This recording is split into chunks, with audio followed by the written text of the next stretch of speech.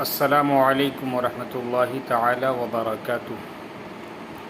آج آئیے ہم جانتے ہیں کہ وراثت میں بہن کا کتنا حصہ ہوگا، یعنی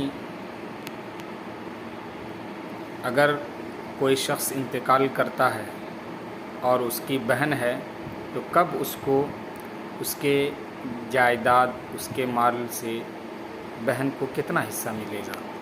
آئیے سمجھتے ہیں بورڈ پر۔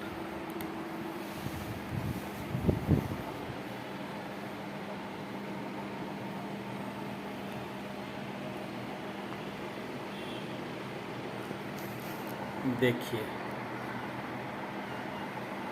اگر پہلے تو یہاں دیکھیے کہ حقیقی بہنوں کی 5 حالتیں ہیں، یعنی حقیقی بہن کی 5 حالتیں ہیں۔ نمبر 1، اگر حقیقی بہن ایک ہے تو اس کو نصف ملے گا، یعنی کل جائیداد کا آدھا حصہ ملے گا۔ کب؟ جبکہ حقیقی بہن ایک ہو تو کہتے ہیں،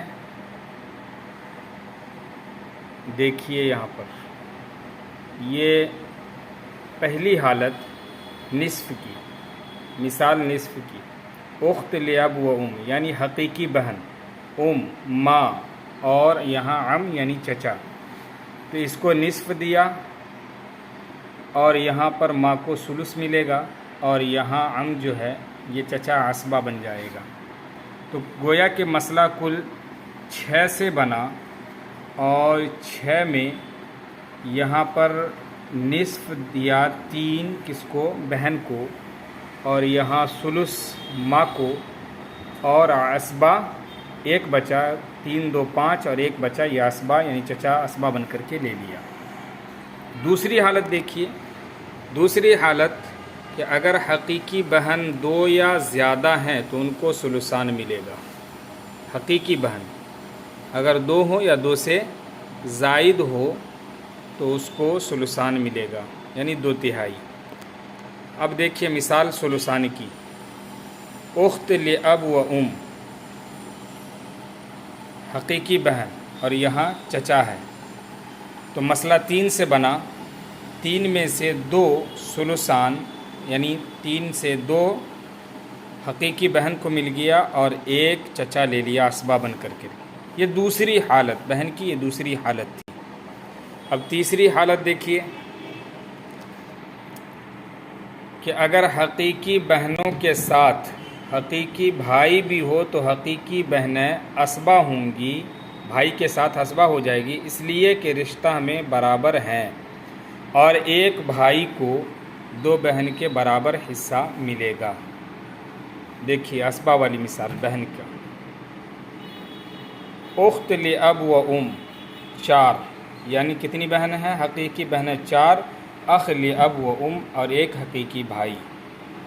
مسئلہ 6 سے بنا، اس لیے کہ 4 یہ ہے اور 2 بھائی کو تصور کریں گے، ایک بھائی کا یعنی بہن کا دونا بھائی کو ملے گا، ایک بہن کا دونا بھائی کو ملے گا۔ تو اب یہاں پر 2 اس کو تصور کریں گے تو 6 سے مسئلہ بنایا، 4 اس کو دیا اور 2 اس کو دیا، گویا کہ یہاں پر یہ عصبہ والی مثال، تو یہ عصبہ بالغیر یہاں ہو گئی اور یہ خود عصبہ ہو گیا، یعنی بھائی آ کر کے اس بہن کو کیا کر دیا؟ عصبہ بنا دیا۔ چوتھی مثال دیکھیے، اگر حقیقی بہنوں کے ساتھ لڑکی، پوتی یعنی نیچے تک میں سے کوئی ہو تو حقیقی بہن کو